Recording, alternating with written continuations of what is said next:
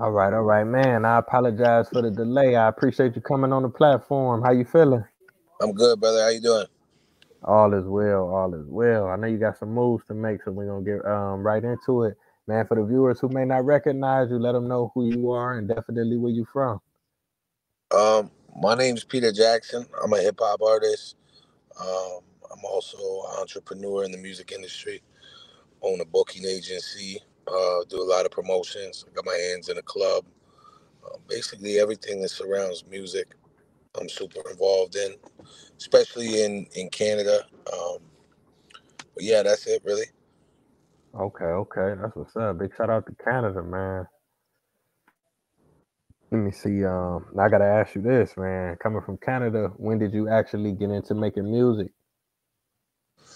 Um, when I was about 16, my best friend was killed, and his mom had asked me to give the eulogy at his funeral, and I was always kind of messing around with music before then, at like house parties and like freestyling and doing stuff like that. But then when she asked me to do the eulogy, obviously I said yes, just because one, you want to, and two, it's the right thing to do.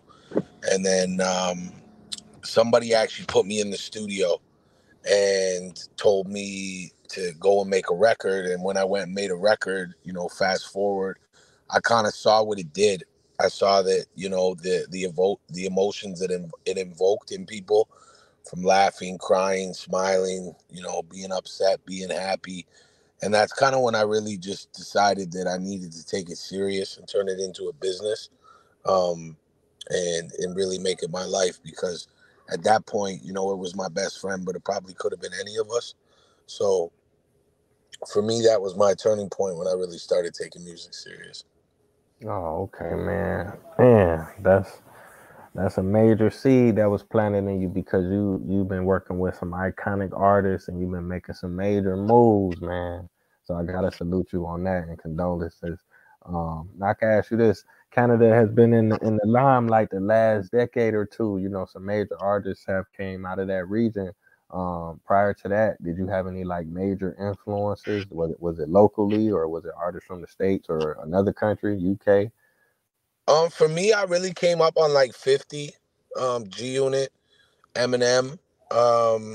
We had some people in Canada I guess you would say, were pioneers, like Maestro and Fresh West and guys like Cardinal Official and stuff. But I'm not gonna lie, I didn't really listen to them when I was younger. I learned more about them as I got into the business, about their impact and about what they had done and what they're doing, even to this day. And then, guys like Drake, and I mean more Drake than anybody, really put a light on Canada and really, made it cool to be from Toronto. I mean, and I'm from just east of the city. I'm from like 45 minutes east of Toronto. So I never like tell people I'm actually from Toronto, but um, Drake really put a light on Canada and Toronto and made it cool, made ball players want to come here, made everybody want to be here, baseball, basketball, hockey. So he really turned the city up and put the light on us. Yeah, yeah, no doubt, man. Big shout out to Drake, man. That's what's up. Now I gotta ask you about some of the tracks, man. You've been dropping. I mean, you got a lot of tracks, but like I said, you've been working with some legendary artists. I mean, these are some people's favorite artists on earth, and you got a chance to work with them and tour with them and perform with them. So I can ask you about a couple tracks. That you got the Mountain Valley joint with Trey Songz. How did you connect with Trigger, and what was that like? Putting that together. Basically, I had that record, Mountain Valley, which is Ain't No Mountain High Enough. I cleared the sample, and I really felt like Trey was the right person for it. And we had reached out to his team, and his team was incredible. And we went to Malibu, and we hung out in Malibu for a few days. We shot the video, recorded the record. And it was actually, that was a lot of fun. That was, one of the better times I've had on set. Me and Trey got along really well, and we just had a good time. That was, a really good record, and it's something that, did a lot for me. Oh yeah, yeah. That video was fly, man. I gotta salute you on that. I'm banging. Let me see. Now you got the joint with Fetty Wap. If it's you, man, if you Yeah, could talk that's my about, brother. yeah, talk about that a little bit. Free Fetty. Yeah, I mean, I've been blessed to do a lot of stuff with Fetty. I toured Europe. We did like 27 countries together. We toured Canada. We did like probably 20 plus shows in Canada together. I performed at like some really big events with him, and it's crazy because WAP is probably one of like the few artists in this business that I would actually consider like a good friend. Somebody that I would say, I've got a really good relationship with, and somebody that I stay in touch with. His team holds me down when I go to New York, Jersey, anything over there on the East Coast. I'm always with his guys. Um, he's not home right now, but I feel like he was on like this crazy trajectory again. And the nostalgic value of hip hop as like a promoter and as somebody who's a booking agent, the nostalgic value of hip hop is through the roof right now.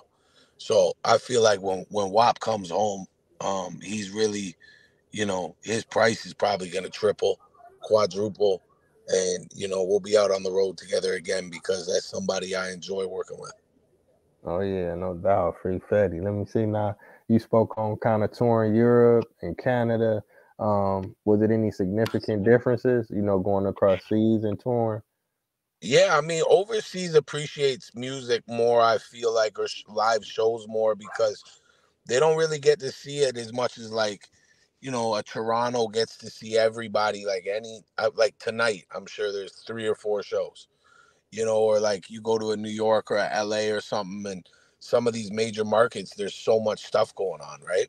So I feel like when you go to Florence, Italy, or, I'm not saying Milan or Paris isn't like that, but when you go to some of these smaller markets, overseas, they just appreciate it more. More people come out, they're like super diehard fans for the people they're coming to see. Like, look at 50 right now. 50 selling 50,000, 60,000 tickets back to back 2 nights in a row in Latvia and then Sweden and then Oslo, Norway. And so they just appreciate it because they don't get it every day. I can dig it. I can dig it. Yeah, they definitely got some diehard fans overseas. I mean, they really appreciate hip hop. You know what I'm saying?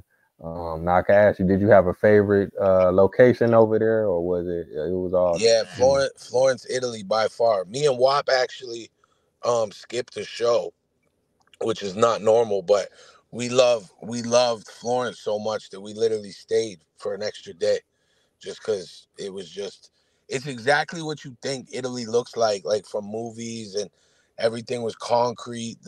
This like just the buildings, everything was just beautiful. The food was incredible. The people were amazing. And I would say by far Florence, Italy was definitely my favorite place I've ever been, and ever toured. That's dope, man. You get to do what you love, travel, and work with some amazing artists, and get your bag. You know what I'm saying? What more Yeah. can you ask for? That's what's up, man.